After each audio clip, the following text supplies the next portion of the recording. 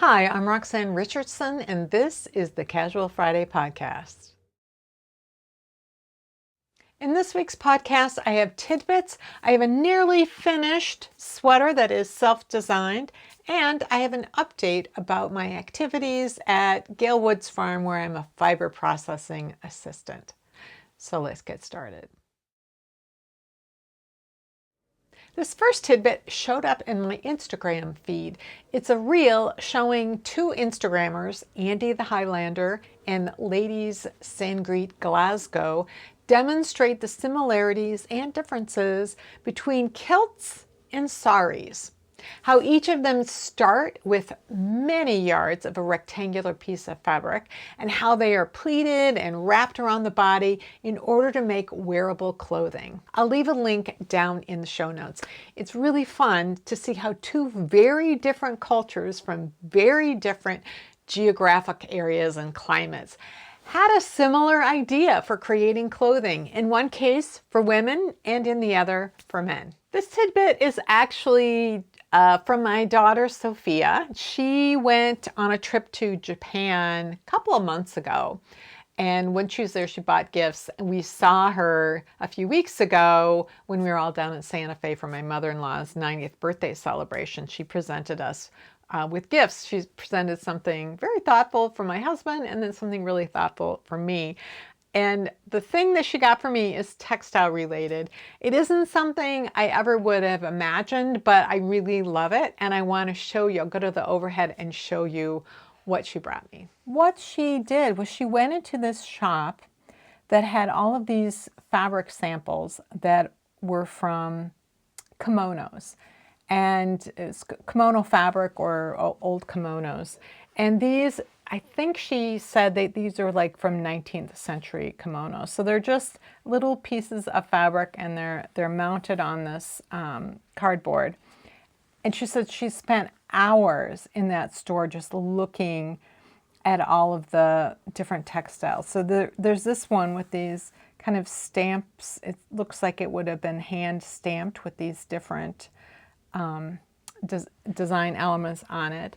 And then the other one is this, which is, I'm going to do a close-up because it's amazing. So this is all embroidered on here in silk. Just amazing. Just in the beautiful orange silk fabric that has it's woven so that there's this damask pattern in it, and then the embroidery on top of it, little dragonfly. Just amazingly beautiful. So I think what I'm going to do is see if I can get these framed somehow so that I can put them on my wall here in my office. I have a couple of places where something could fit on the wall, or I could put them in a frame that could sit on top of my shelf unit. I have different things on display here for that, but I just think this is so incredible. It's just amazing to look at what you can see as you turn it in the light, and just the texture and the colors and the handwork that went into this. Just amazing. This tidbit was sent to me in an email from Annette. It's a heads up about an art exhibition at the Laing Art Gallery in Newcastle upon Tyne in the UK. A description of that exhibition from the website says, "With these hands explores the representation of craft in paintings, drawings, and prints. The process of making and mending by hand, whether a domestic pastime, rural and semi-industrial labor, or essential war effort, is a persistent theme to which artists return. Yet these artworks are rarely straightforward observations of everyday activity. Instead, the act of making is used to symbolize personal and communal identity, leisure and work, tradition and progress." There's a more thorough description of the exhibition on the website, as well as a 3-minute YouTube trailer that describes it, as well as shows some of the pieces of art that are on display. I really wish that I could go to the exhibit. If any of you managed to get to it in the UK, please let me know. down in the comments. Charlie from the Stitchery YouTube channel took a road trip recently from Southern California to Chicago for an industry conference, and then she drove down to Oklahoma to see family. On the way, she stopped at as many craft thrift stores or creative reuse stores as she could and gave a review of them, explaining what they had to offer, what the parking situation was like, and what the prices were for the things like fabric and yarn. This creative reuse store is a concept I first learned about last year when we went to Chicago to visit our daughter on my birthday weekend. I always look for the nearest yarn shops anytime we were on a trip, and one of the shops I found was called the Waste Shed. They actually have two locations. One is in Evanston and one is actually in the city of Chicago. It was a craft thrift store, which I thought was such a good idea. And I ended up going there and buying some fabric that I made into a summer top. When we got back, a friend mentioned that there was a store with a similar concept in St. Paul, which is across the river from us here in Minneapolis. And I didn't get a chance to go there. I looked, their hours were limited and donation times were by appointment, and there was a long wait period, so I never ended up going there. What Charlie has done is create a map and a spreadsheet of all of the creative reuse stores she found in her research. She had done a similar search a year ago, about the time that I first found out about this concept. And she said that there has been a dramatic increase in the number of these stores in just the past year. A lot of them are staffed by volunteers, so they have limited hours based on volunteer availability, and many of them get so many donations that they have to schedule them by appointment or temporarily pause donations, as was the case in that St. Paul location that I had found out about last year. Some of these locations have classroom space and equipment that can be used in the classrooms, like sewing machines. There's just a huge variety of what these types of stores offer, how big they are, the kinds of things that they have for sale. She has created a form where you can send in corrections or additions to what is in the spreadsheet that she has created. And she's also looking to add information on these types of stores in other countries. So if you live in a country outside the US and you know about a store like this, you can fill out a form and let her know, and then she'll add that to the spreadsheet. So I'll leave a link to her video down in the show notes. The description below her video includes links to the spreadsheet and forms. What I was amazed to find was that not only is there a store like this in St. Paul, but that a new one just opened up in Minneapolis a week ago. It's called the Stashery, and it's located in the Textile Center. The Textile Center is where most of the various textile-related guilds, like the Knitters Guild, the Machine Knitters Guild, the Weavers Guild, all of those different guilds, that's where we all house our libraries, and then we have access to each other's libraries in addition to our own. The Textile Center also has classes and visiting artists, the lectures, all kinds of things. But one of the things the Textile Center is known for is this massive annual garage sale at the end of April, where they take donations of anything textile related, including equipment, in the week leading up to the sale, and only at that time. But now they have space in the Textile Center to sell donated items in sort of an ongoing manner and without that overwhelming event time frame that usually occurs at the end of April. So they're going to continue to do the garage sale, but then they'll always also have this creative reuse store open throughout the year. So if you live here in the Twin Cities, this is just amazing news. I will leave links in the show notes to Charlie's video on the Stitchery YouTube channel, as well as a link to information about the Stashery, which is the Textile Center's new creative reuse store. As many of you probably know, if you are regular viewers, I began volunteering at Gale Woods Farm, which is owned by our regional park system in Hennepin County, as a working farm and educational, and I have a flock of Finn sheep.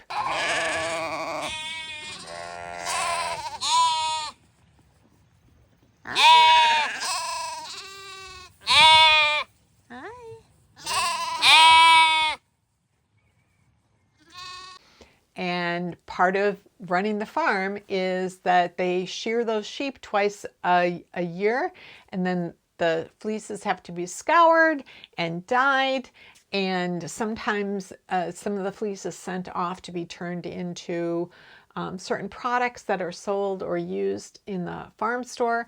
Some of the things are turned into products that fiber volunteers make for kits for educational purposes, for what they call make and take for different events, or they might be sold in the store. Sometimes the actual products that can be made from the wool are made by the fiber volunteers and then sold in the store.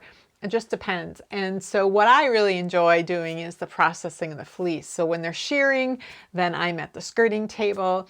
Then we spend a couple of months scouring the fleeces, and all of that is done now for spring, and now we're on to the dyeing of the wool. And this is something that I've really been looking forward to.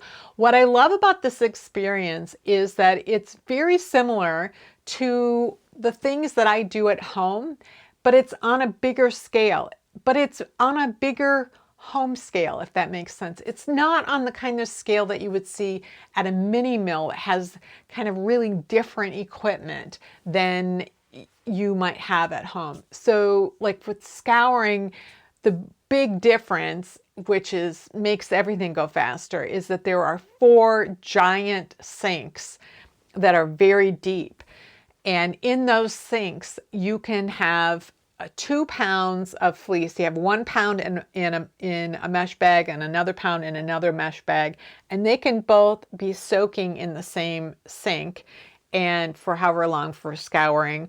And then in the sink that's right next to it is where you can do the next step, either the second scour or the first rinse, whatever.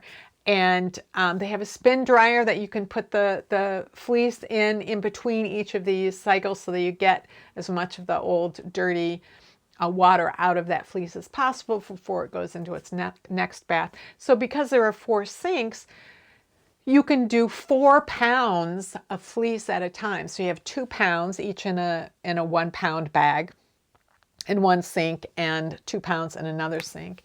And so you can do, several fleeces. I could do 8-9 pounds of fleece in my 4.5 hour volunteer shift.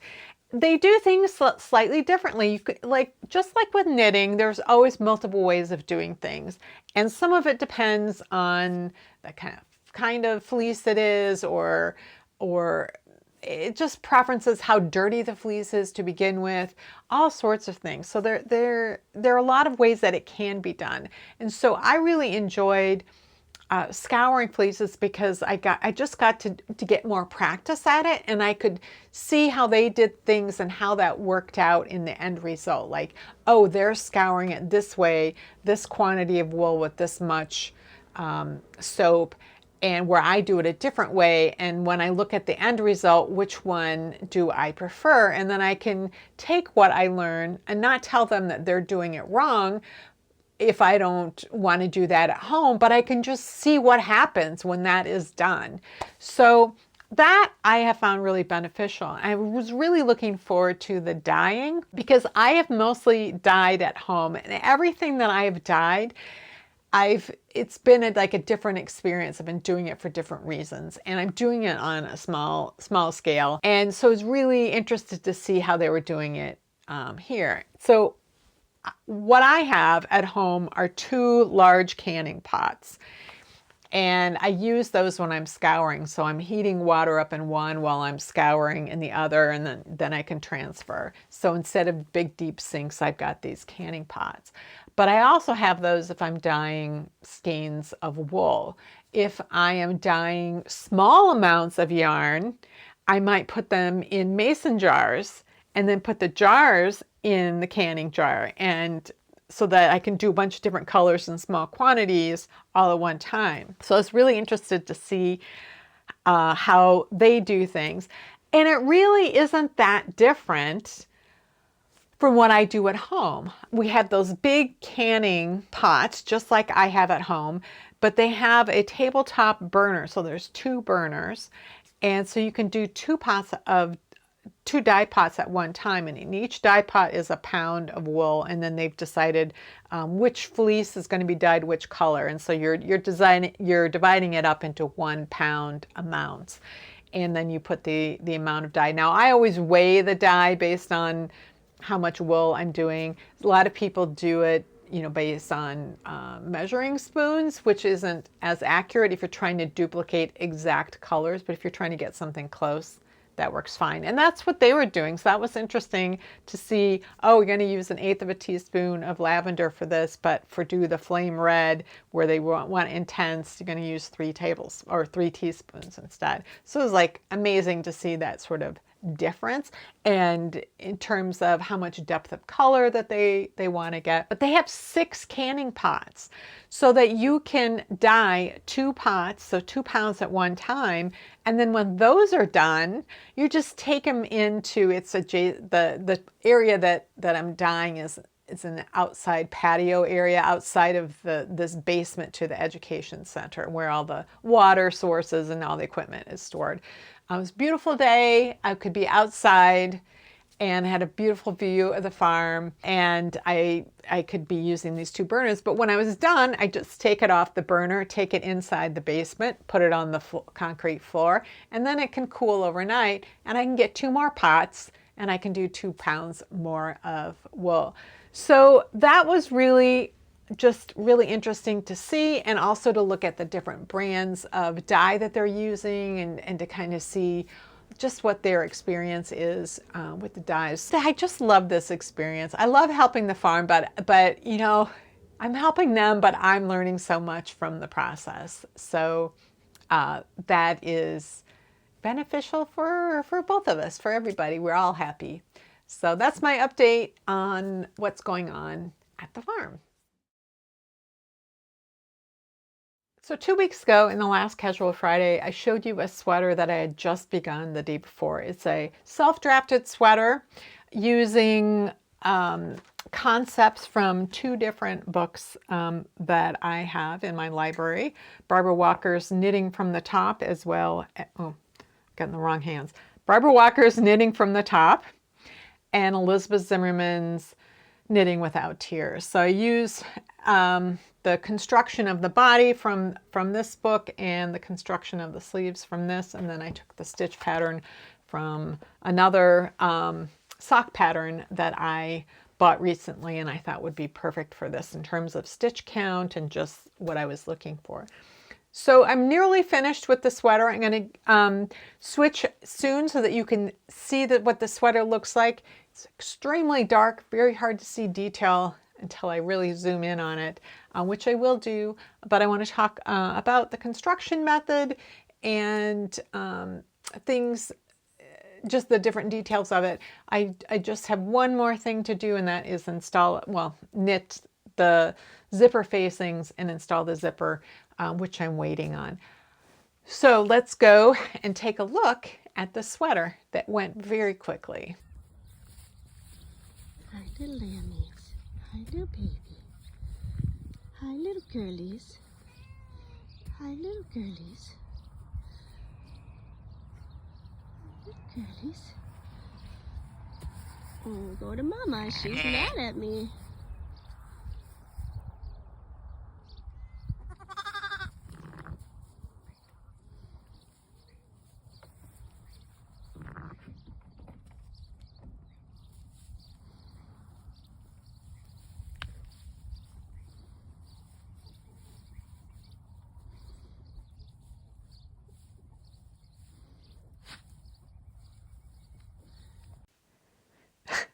This is so hard to record because this is so dark, and anything that's lighter around it the camera is fighting to try to balance the colors. So if I can zoom in on this, you can see the detail better. You won't be able to see the whole thing at once. So what I'm going to do is kind of show you what's going on here, and then I'll zoom in so that you can see what's going on with the fabric. So this is the sweater I'm almost done with. I'm going to be putting a zipper in here. So this neck is about 5 inches tall right now, so you can't see the top of it. I'm going to be taking probably an inch out. I think the total length from the top down to the hem is, I think it's about an inch longer than what I want. I ordered a zipper that is 26 inches in length, and what I'm measuring here is 27. But what I don't know is whether that is what that 26 inches actually is. It's a separating zipper, so it's I have to have it come all the way down to the bottom, and then I want it to come up to the top, and I want it to fit inside the facing that I'm going to knit for it. And so I just don't know, like at the top, the amount of fabric there is at the top of the zipper stop. Yeah, I just don't know how that's going to all fit in there yet. So I'm waiting for the zipper to show up. I've actually ordered two. I've ordered one that's a dark brown and one that's black, because this is a black lamb, but the reality is that this isn't a true black. It is the darkest wool that I have ever seen, the darkest natural wool I have ever seen. But it isn't truly black, but it might be darker than the dark brown zipper. So I have to see which one I want to go with. And so I'm waiting for those zippers to show up. But in the meantime, this is the sweater as it is right now. It was knit top down. So I started by casting all of the stitches for the back of the sweater. I did short rows for the shoulders so that the neck would end up being higher. A lot of people that are used to doing top-down sweaters with raglans and circular yokes, they are used to all the short rows being to raise the neck. But with a construction like this where you have seams on the shoulders, the shaping is done at the shoulders, and that naturally makes the neck sit higher. So I did short row shaping on each of those shoulders, and I knit it down to where I wanted the underarm to be, and the increases and the cast on for the underarm. So once that was done down to the underarm, then I picked up for each of the fronts and did the short row shaping and also neck shaping.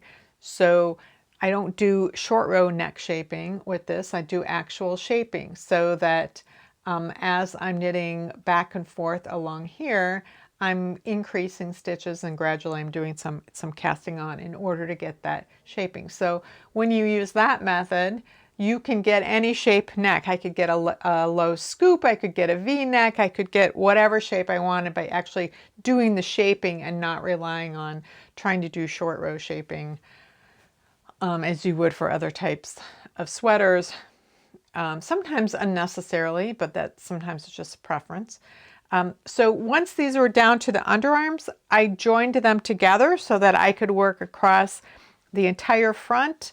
Then I could work across the back stitches and then back across the front again. And because it's a cardigan, then I'm knitting back and forth. I have a stitch pattern on here. I wanted to end with a full repeat and then have my ribbing at the bottom. So I needed to kind of look at how much ribbing I wanted. I could always add a little bit more if I needed to in order to get the total length if I didn't want to add another total repeat. So I also wanted enough stitches so that when I'm doing my knit 2 purl 2 ribbing here, I actually have 3 knits at the beginning and 3 knits at the end, so that when I pick up my front band, I'll be left with 2 knits, and that will maintain the stitch pattern continuity with the ribbing. And that's true up here at the collar where I had to pick up later, because there's no ribbing in between here. This is a different stitch pattern. I also did the collar up here so that I start with 3 knits and end with 3 knits as well. I do have a stitch pattern on the body. I will zoom in a little bit later so you can see what it is. The sleeves I did using stockinette. Now, the process that I used to knit the body, this top-down body, is one that comes from Barbara Walker's Knitting from the Top. She wrote this back in the 70s when people only knew about top-down raglans. And so she's got several methods for doing set-in sleeve sweaters from the top down. I knit 2 other sweaters earlier this spring that had set-in sleeves, and they had different methods. So the way this one works is that you, like I said, knit the body, join at the underarms, knit it down. Then you come back and you pick up stitches around the armhole. And then in order to do the shaping, the way that Barbara Walker would have you do it is you pick up the number, is that you plan the sleeve based on what you want the circumference of the sleeve to be at the top here by the underarm. That you pick up that many stitches around the armhole. Now the armhole is usually larger than your sleeve circumference. And so the rate that you pick up using Walker's method means that sometimes it's kind of gappy, like you're picking up 1 stitch every 2 rows or something like that. But that's her method. And then what she would have you do is, her method was to leave 1/3 of the stitches at the top plain to form the top of the cap, and then that you work your short rows back and forth, one stitch longer each time until you get to the underarm where the you have that horizontal span where the cast on stitches are. That's her method. I don't particularly like that method because of the pickup rate. So what I did instead was I used Elizabeth Zimmerman's method from Knitting Without Tears. She has a different way of knitting a seamless set-in sleeve sweater. In her method, you're knitting the body from the bottom up, and she's even doing steeks so that you could knit a stockinette sweater in the round with never having to purl. I'm using a knit purl pattern. I wanted to knit from the top down because I wasn't sure about how much yarn I had. I also, with a knit purl pattern, I'm not preventing myself from purling by knitting in the round. The steeking was not important here. What was important was the way that she shapes her sleeve cap. And what she does is she has you decide how deep you want your armhole and how big around you want your bicep. But when you're picking up stitches around the armhole, you're picking up at the same kind of rate that you would pick up if you were picking up along a different vertical edge. So it might be 2 stitches for every 3 rows, 3 for every 4 rows, something like that. So you're picking up at the rate that makes sense for this actual vertical edge. Once you've done that, you're going to have more stitches than you need for the circumference of your arm. And what she does is, again, you have a couple inches up top that are the sleeve cap. You pick up all your stitches, you come back, you decide, how wide your sleeve cap is going to be, and then you do a decrease, and then you work another stitch. You turn, you slip that stitch, you purl back, you do a decrease, work another stitch. It's just like the heel turn of a heel flap and gusset sock. So that you keep doing this back and forth with the short rows and doing decreases until you are down to the number of stitches that you need for your sleeve. And then you resume working in the round. So I tried this method when I did my long knitting journey project where I knit a sweater from each decade. And I used Barbara Walker's kangaroo pouch sweater with the steeking and everything. I used her method. And I used stitch patterns from one of Barbara Walker's books. And so that was my 1970s sweater. The one thing that I did change is that Elizabeth Zimmerman, when you pick up your stitches, she tells you to just knit in the round for 1 inch before you start doing those decreases. And that was the one detail of my 1970s sweater that I didn't love. I still wear that sweater pretty often, but I didn't love that. And so what I wanted to try in this was, after picking up the stitches, just go right into the short row decreases. And I actually like the fit of this really well. I think it's a great fit. And I really do like this technique better. I'd like to try it on a lighter color sometime so I can really see if I like it in all situations, because with dark yarn, it's hard to see things that you might see when you're using a lighter color yarn. But I definitely know that I really don't like the way the short rows look in Barbara Walker's method as much. If you think about that this is like the heel turn of a heel flap and gusset sock, Barbara Walker's method is like the second half of a short row sock heel, where you start with your narrowest short row and you get longer and longer and longer.